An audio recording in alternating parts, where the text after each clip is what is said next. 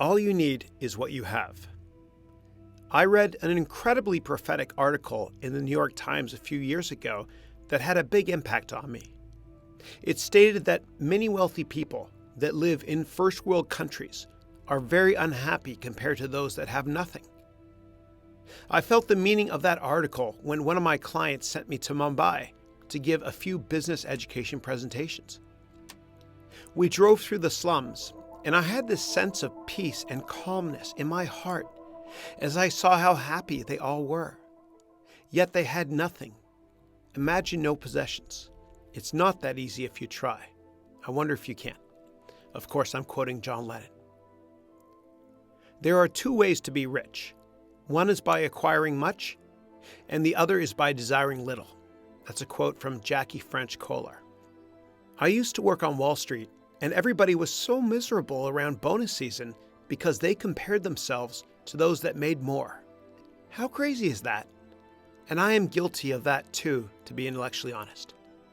This is a big problem in Western society. We always want more. How much can we eat?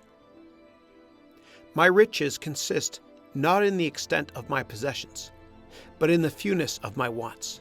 That's a quote by Joseph Brotherton. I read the Dalai Lama's book called The Art of Happiness, and he suggests that we compare ourselves to those that have less.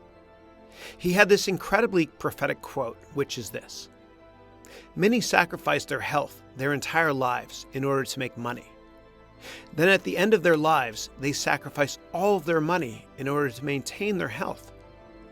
Then they look back on their lives, and they realize that they never really lived.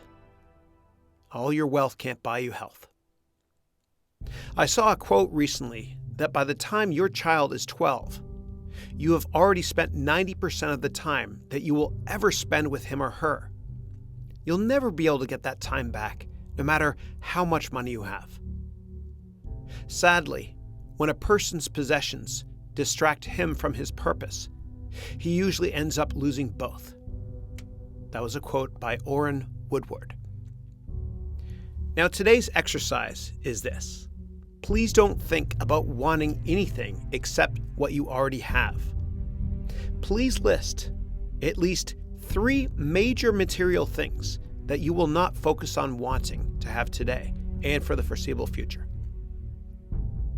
Then after you're done with that, what are at least 10 non-material things that you already have in your life that you are incredibly grateful for? All you need is what you have. Happy Thanksgiving, friends. Thanks.